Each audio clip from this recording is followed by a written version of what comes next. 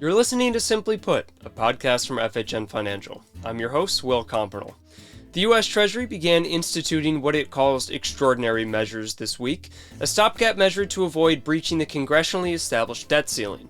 With many analysts expecting Treasury to run out of cash sometime this summer, a suspension or increase in the debt ceiling will be an important component in any Republican-driven bill this year, something GOP fiscal hawks vocally oppose. The risk of financial Armageddon from a Treasury default has led some, including President Trump, to express support for eliminating the law altogether. On today's episode, we talk with Nathan Dean, Senior Policy Analyst with Bloomberg Intelligence, about the mechanics of debt ceiling legislation, its impact on the U.S. fiscal trajectory, and how policymakers are approaching it in the year ahead. Stay tuned.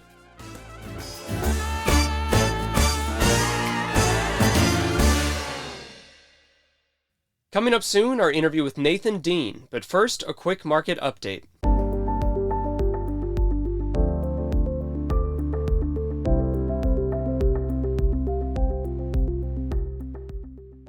Donald Trump was inaugurated as the 47th president earlier this week and wasted no time issuing a flurry of executive orders addressing immigration enforcement, energy regulation, and potential tariffs. Although various exchange rates with the dollar moved after the announcements, the Treasury market remained relatively steady in the following days. Some of the actions are expected to be challenged in the courts or refined before final implementation. The bigger bond market reaction over the last 2 weeks came after the release of the December CPI. Core inflation rose only 0.2% last month, a welcome improvement after 4 consecutive months of 0.3% increases. The Treasury market rallied across the curve, bringing yields comfortably lower than recent peaks we saw following the strong December employment report. Fed funds futures are now fully pricing in a 25 basis point rate cut in the first half of this year, a notable change from earlier last week when the market was pricing the first cut for October.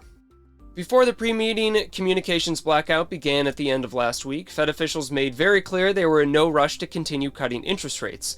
Some members of the FOMC are more optimistic than others in terms of future improvement in inflation, but they all signal agreement with market expectations that rates will stay unchanged next week. A handful of extreme weather events fell across the country over the last 2 weeks as well. Wildfires in the Los Angeles area are still not fully contained, and the economic losses are currently estimated in the hundreds of billions of dollars. Exceptionally cold weather hit much of the U.S. this week, stopping energy production down south and canceling thousands of flights. Disruptions to economic activity could meaningfully distort January data when released next month. That's all for the market update this time. Now, our interview with Nathan Dean.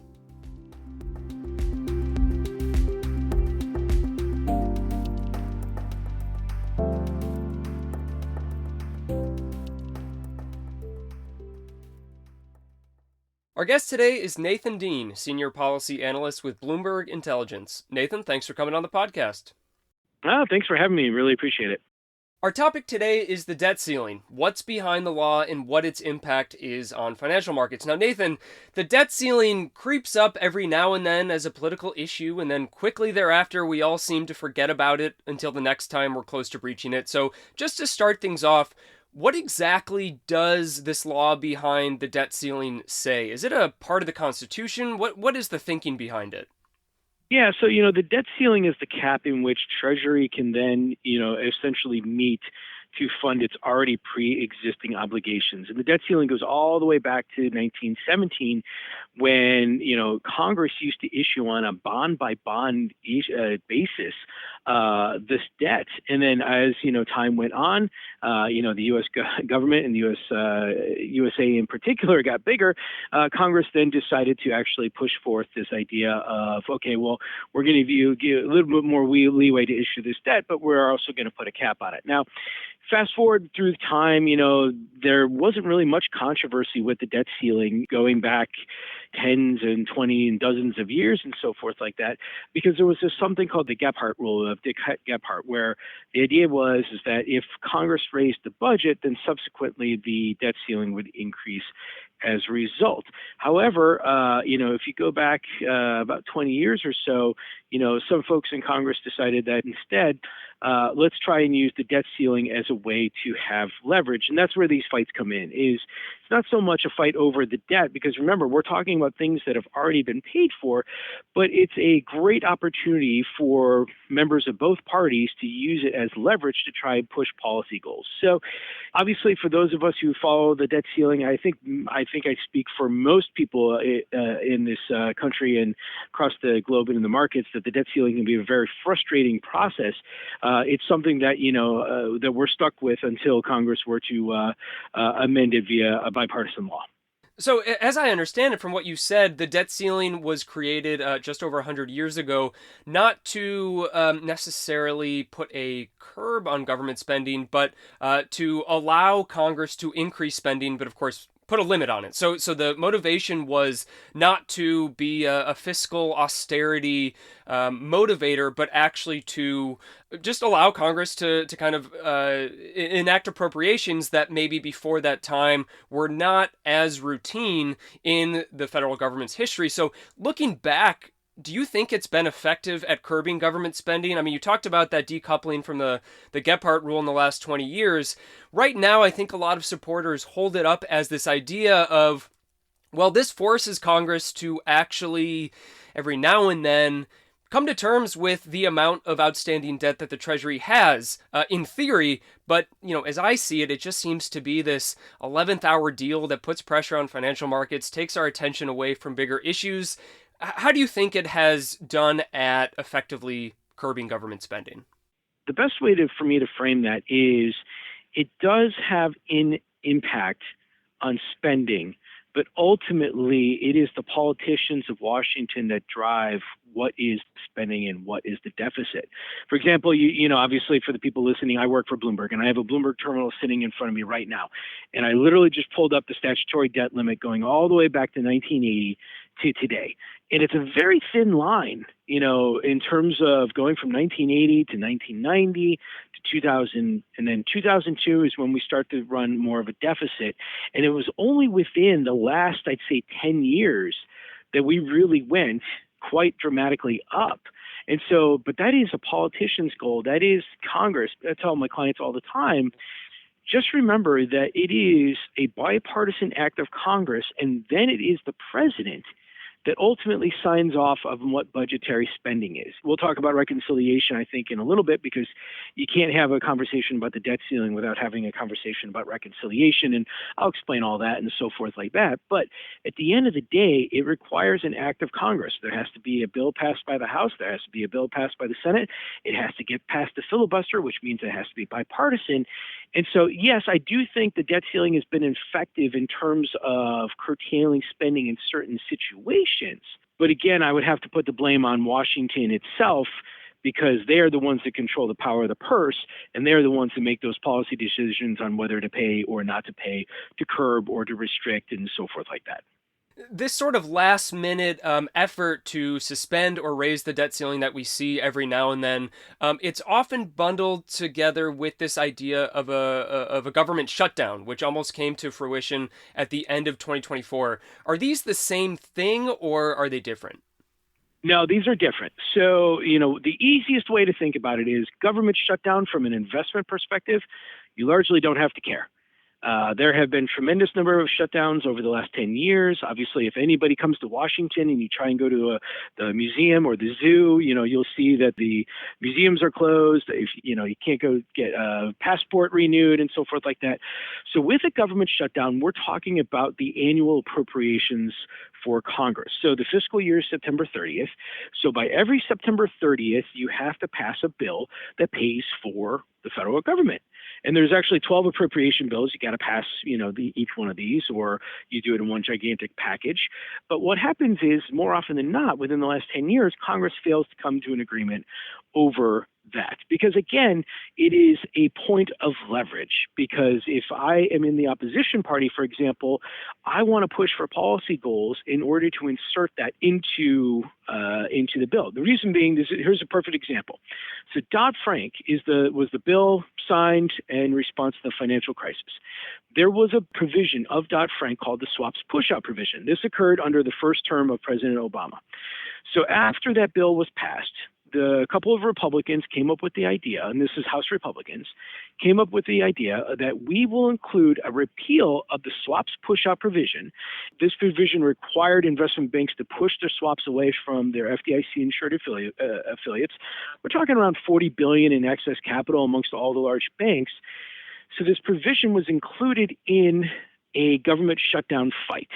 And they sent it to the president's desk, and all the House Republicans, because this happened in the middle of December, they left town and they told President Obama, you can either sign the deal and keep the government open, or you don't, and you shut the government down. And President Obama was backed into a political back corner, and he signed the deal. So that is how the Republicans were able to repeal one of Elizabeth Warren's key accomplishments from the Dodd-Frank by using the government shutdown as a policy fight or a way to push policy goals. But the reason why I say we don't care about government shutdowns from the market perspective is that generally markets don't respond to government shutdowns. Companies largely aren't impacted, even defense contractors and large contractors, just because the contracting process usually gives them about 18 months to 2 years leeway. The only major impact that we see from government shutdowns are for traders who are using reports that come from certain agencies like the Bureau of Labor Statistics or the CFTC or so forth like that. But the reason why that's the case in the government shutdown, and for what it's worth, the next funding date for this is March 14th because Congress routinely can't come up with the annual appropriation bill, so they do what's called a continuing resolution or a CR to kick the can another 3-6 months. The next CR ends on March 14th. This differs than the debt ceiling. The debt ceiling is something markets should pay attention to, and obviously it's probably one of the scariest things for market professionals for some of the issues that I cover. The debt ceiling, a failure to pass the debt ceiling increase, it's never been done. We actually don't know what would happen. I mean, since 1960, Congress has approved an increase or a suspension or revised the definition of a debt ceiling over 78 times because nobody wants to see what a failure of the debt ceiling increase would look like. Whether it's a default, whether it's prioritizing payments to bondholders, somebody's going to be very much significantly hurt from this. And so government shutdown threats, they're great political theater. It's great to watch and so forth like that in terms of lots of drama and so forth. Obviously, people get very frustrated by them. But the debt ceiling, from an investment point of view, is a much more important issue and something that I think a lot of people should be paying attention to. I think that's a really good explanation for that difference between a government shutdown and the whole debt ceiling issue. Now, whenever we're on the precipice of reaching whatever debt ceiling is outstanding right now, we usually have a Treasury Secretary that writes a letter to Congress saying, be careful, we're approaching this, and pretty soon we're going to have to engage in quote-unquote extraordinary measures. What does that mean when Treasury starts to do that? Because as I understand it, they can't issue any more debt in order to fulfill their obligations, but do they do some sort of maneuvering to make sure that they still fulfill their debt service payments? What's going on there? Yeah, absolutely. I mean, so in this scenario, January 1st, 2025, the debt ceiling comes back. We've hit the limit. And then all of a sudden, Secretary Janet Yellen sent a letter saying that sometime between January 14th and January 23rd of 2025, Treasury is going to have to use extraordinary measures. Now, this is essentially moving monies from column A to column B over at Treasury. And a lot of times when this happens, though, she'll send a letter, or if it happens next week, Treasury Secretary nominee Scott Bessent, if he's confirmed, which we think he will be, somebody over at Treasury will send a letter saying that we are now utilizing extraordinary measures. So what they can do is they can move funds within the programs of Treasury. In many cases, it's actually the federal employees, the thrift savings plan, for example, it's their IRA program. Many cases, Treasury will stop putting money into their IRA to then start paying off their bondholders. That's just one example. They actually will send a letter that details exactly which funds they're using. For what it's worth, if you're listening right now and you're a Treasury employee, you know that the thrift savings plan is actually retroactively filled. It's not like nobody's losing money here. This frees Treasury some room to use these resources to essentially pay and continue before we get to the X date. The X date is when we really need to resolve this. So extraordinary measures sometimes could take 3 months, sometimes it could take 6 months. It largely depends on the amount of the tax receipts that we get on April 15th. So we just really won't know until Treasury comes back and says, here's what that X date is. So, as far as I understand what you're saying, extraordinary measures will start a few days after President-elect Trump's inauguration. And at that point, it's just up in the air when that X date will come. And maybe day to day with the daily Treasury statements, we get an idea of how close we are. But does that mean that there's only an estimate and there's always the chance of walking off the cliff, surprisingly? Well, so what happens in this case is, for what it's worth, Bloomberg Intelligence rates strategy. We did the analysis just last week, and without knowing how much tax receipts we're going to get in on April 15th, we estimate it to be sometime between late June and late July. I've seen other folks, the Bipartisan Policy Center here in Washington has an excellent model on their X date, but I've seen other folks saying sometime between late May and late July. So the current thought is that the X date is sometime in June or July. Now, what will happen is that as we get closer to the X date, Treasury Secretary nominee Besson, if he's confirmed, will send a letter at a certain point and say, here is the drop dead X date.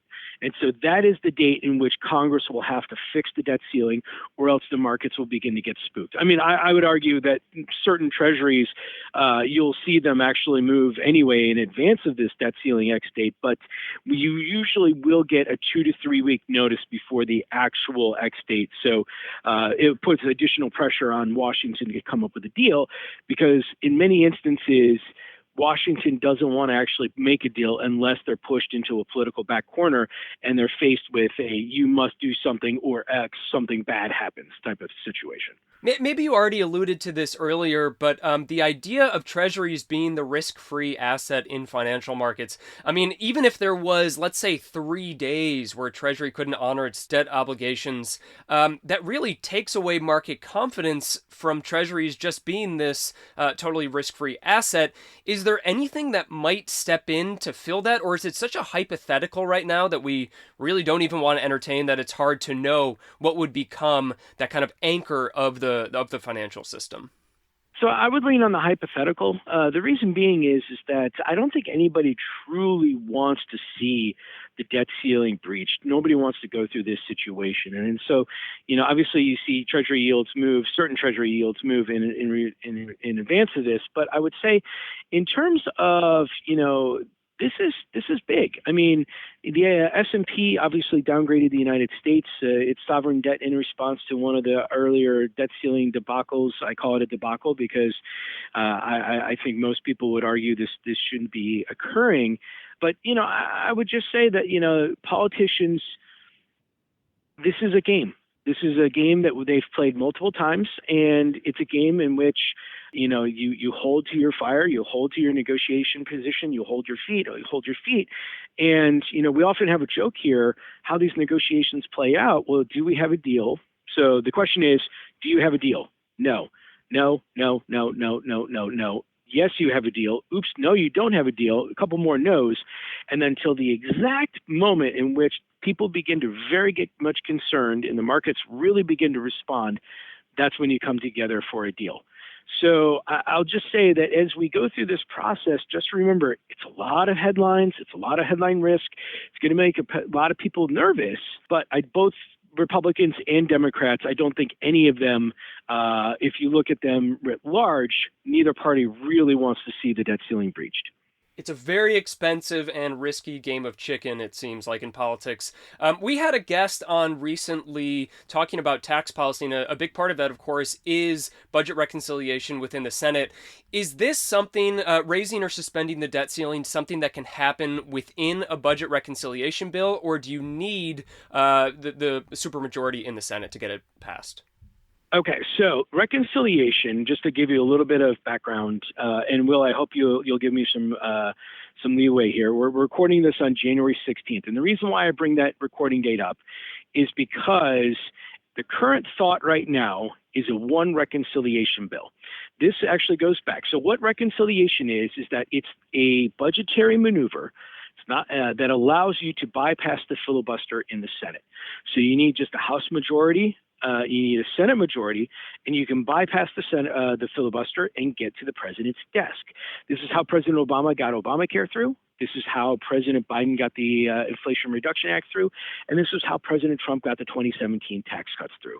It's through reconciliation. Now, you can only do it once per fiscal year, and you have to survive what is known as the Byrd Rule. This is BYRD. It's named after a West Virginia senator. They actually have something called the Byrd Bath, where they look at the provisions of this, and without getting to too much of the details, the thought here is that if you have a provision that's in a reconciliation bill, it has to have a budgetary impact. The Democrats tried before to do, to raise the national minimum wage to $15. The Senate parliamentarian, who's the one that rules on whether or not it survives the Byrd Bath or not, said that doesn't pass the Byrd Rule, and as a result, it can't be passed via reconciliation, and it has to go through regular order, which then puts it at risk of the filibuster.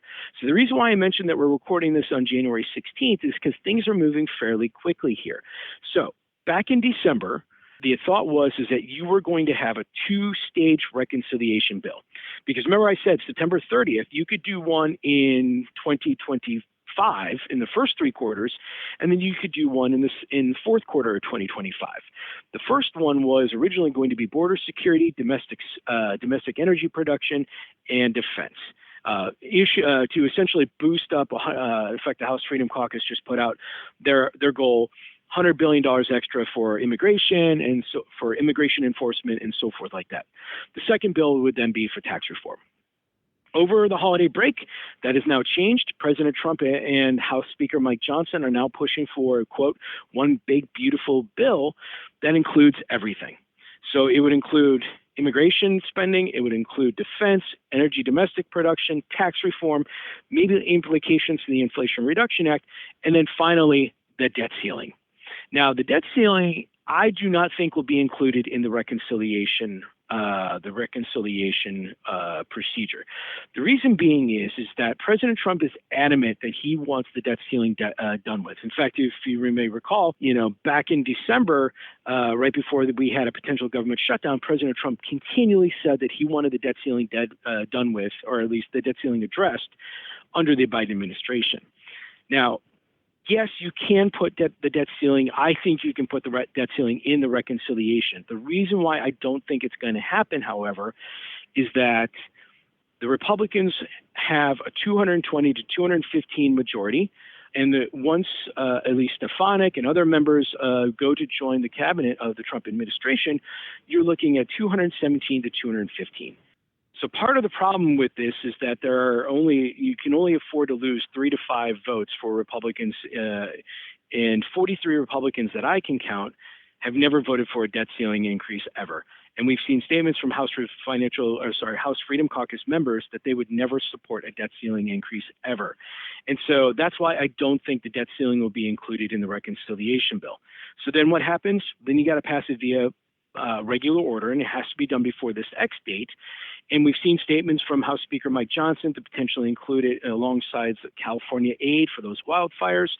We've seen Hakeem Jeffries, who is the minority leader in the House, say that that's a non-starter. Where I'm getting at is that it's most likely going to have to be done via a bipartisan act, and we're going to probably have some significant political drama along with it. And do you think that is a possibility if it is bipartisan? I mean, there do seem to be enough committed fiscal hawks in the House on the Republican side that they wouldn't sign up for this. But, Senator Elizabeth Warren, who is in the Senate, has expressed support. There are Democrats who think that this is a big distraction. Could it be a bipartisan thing that comes through, especially if President Trump pushes for it? Oh, absolutely. I think if President Trump were to, I shouldn't give you the impression that I don't think it's going to happen. I absolutely do think it's going to be a bipartisan deal.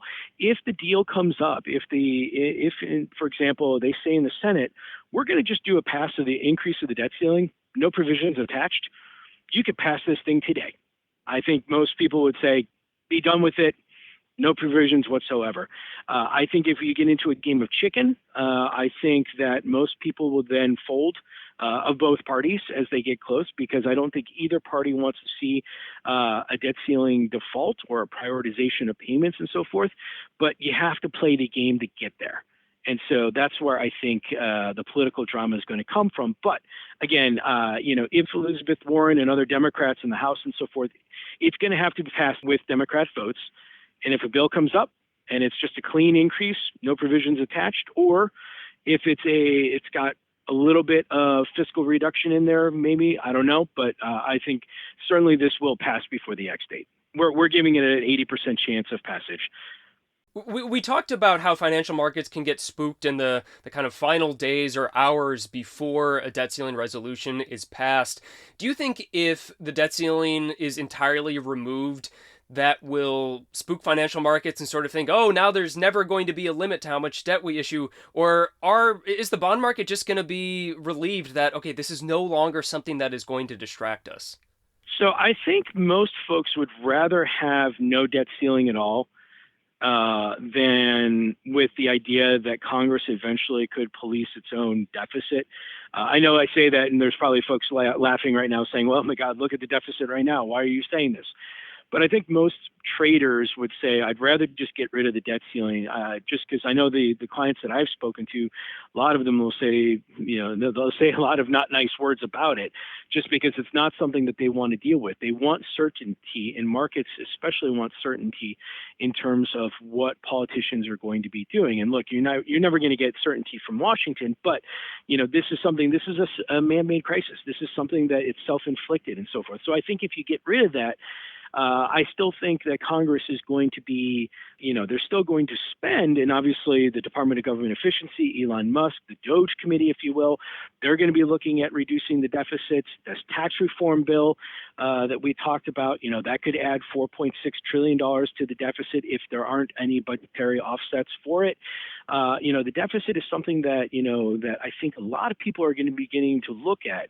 And I'll end this question by saying that, I've traveled quite a bit over the last 6 months. I've gone to Europe several times. I've gone across North America several times. And when I meet with clients, one of the biggest questions I get from clients is, when is Washington going to wake up about the deficit? When is Washington going to really seriously address this spending? And my answer is, I throw it right back to them and I say, when are the markets going to tell Washington to do it? Because saving is not something that is really much in the, a lot of Washingtonians don't think of saving much when it comes to government spending. So when the markets begin to move towards the idea of forcing Washington to move, that's when I think Washington will move. But again, with the Department of Government Efficiency and President Trump and the Republicans looking for significant cuts, to a lot of both discretionary and potentially, mandatory spending, we'll see what happens over the next couple of years. I know we talked about the possibility of the debt ceiling being changed through regular orders in the legislative process, but there are a couple, if you want to call them loopholes that people have pointed to that would get around this problem if we really did reach the X date and the debt ceiling hadn't been suspended or increased. And I wanted to get your sense of them. I know we're not going to go too extensively into these issues, but one of them is this, supposed loophole where Treasury could issue a $3 trillion coin and just deposit it at the Fed, and they honor their obligations, and that's it. Another one is that the 14th Amendment, there is a part of it that says the public debts of the United States should not be questioned. I'm particularly sympathetic to that argument. However, if we get to that point where the government mints the coin or they invoke the 14th Amendment, there are going to be lawsuits, and if it goes to the courts, doesn't that disrupt the whole idea that this is a risk-free asset? I don't know what your thoughts are on in general, because these always seem to be this Hail Mary opportunity whenever we approach the X date that people support. But to me, the fact that they are not clearly permissible is in and of itself going to basically disrupt the financial markets. No, that's an excellent question. And it's ironically that you and I are recording this episode because we're doing this. And as you were talking, Scott Bessent just came out and said that if Trump wants to eliminate the debt ceiling, I will do that, and that the U.S. is not going to default on debt if I am confirmed. Now, it's great for him to say that, but it's also going to be Congress that decides that, if not him. He's going to be the one pushing Congress to come to a deal. So you talked about mint the coin and the 14th Amendment. These are both interesting ways. The mint the coin, as you imagine, like you just said, Treasury creates a $3 trillion coin, submits it to the Federal Reserve. They talked about this significantly. In fact, Bloomberg News got some FOIA files about this just recently, and they reported on this. And the thought was at the time is the Fed wouldn't receive or wouldn't accept the coin. So then it's like, okay, well, our plan is to mint this coin. We're going to deposit at the Fed. And then the thought here is that the Fed would not accept it. Well, then that is so much uncertainty. Are you going to risk the entire U.S. economy, the entire global economy, on the idea that the Fed may not risk this? I think there was a lot of questions on whether or not the Fed would want to be responsible for that. Would they get pushed into that position? But that's not an uncertainty. That's an uncertainty that I don't think any politician really wants to have there. They want certainty. They would much be better to get a deal. And when it comes to the 14th Amendment, you hit it right on the head when you said lawsuits. And again, that is taking the power away from the executive branch, away from the legislative branch, and throwing it to the judicial branch. And that is something, would I want to throw all of the global economy onto the impact of a lawsuit? And I'm not exactly sure if I was in their shoes, that's something that I would want to risk, because I would want to make sure that we could come up with a deal, which Congress has done over 78 times before. And even when it gets extremely close, going back to what I joked about before, no. Yes, we have a deal. No. Yes, we finally have a deal. 78 times Congress has come to a deal. It's just extremely painful to get there.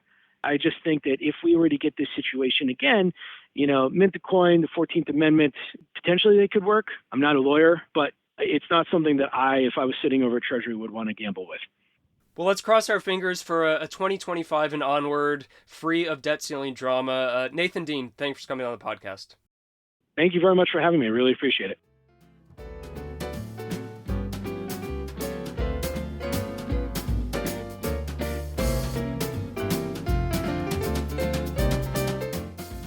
That was Nathan Dean, Senior Policy Analyst with Bloomberg Intelligence. I'll be interested to see if any long-term changes to the debt ceiling happen this year. Essentially, whether President Trump's support for its outright elimination will push enough Republicans to join Democrats in getting rid of the law altogether. There are bigger things happening in Washington that are encouraging fiscal sanity right now, and the debt ceiling seems to be more of a risky distraction than an effective lever at controlling the size of the federal government. The Fed is widely expected to leave rates unchanged at its meeting next week, with inflation moving horizontally above 2% and job growth still robust. The FOMC statement and Powell's press conference should give little in the way of forward guidance. While the March rate cut is still on the table, we consider it a tail risk for now. Also next week, the advance release of Q4 GDP is expected to show a strong end to 2024 economic growth. The Atlanta Fed's GDP Now model currently estimates 3% growth last quarter, well above the Fed's estimate for longer run potential. Fourth quarter inflation will also be released with the GDP data. The Fed's favored core PCE inflation metric is expected to show an acceleration from 2.2% in the third quarter to 2.5%. The following week, Treasury will announce its financing estimates for the upcoming 3 months. Coupon issuance has remained unchanged the last few quarters, though the widening deficit and elevated bill issuance suggests higher coupon auction sizes in the coming year. The incoming Treasury leadership may drop hints regarding plans for changes in auctions in a couple quarters. The January jobs report will be released Friday morning, February 7th. Job growth has been solid over the last couple months, and the unemployment rate has managed to move sideways over the last 6 months. If either of these start showing signs of deterioration, the Fed could be encouraged to ease policy sooner than currently expected in order to support the labor market. That's all for today's episode. Thanks again for listening. I'm Will Compernell, macro strategist with FHN Financial. This episode was edited by Bill Stanfield. Don't forget to like and subscribe to Simply Put wherever you get your podcasts. Email simplyput@fhnfinancial.com with any questions or comments.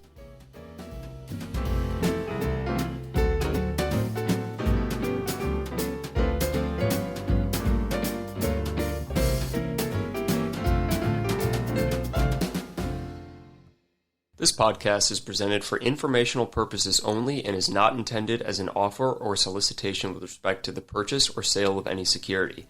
Views expressed herein accurately reflect the speaker's personal views about the data, news, trends, events, etc. discussed herein or any subject securities or issuers. No part of their compensation was, is, or will be, directly or indirectly, related to any specific recommendations or views expressed. FHN Financial, through First Horizon Bank or its affiliates, offers investment products and services. Investment products are not FDIC insured, have no bank guarantee, and may lose value.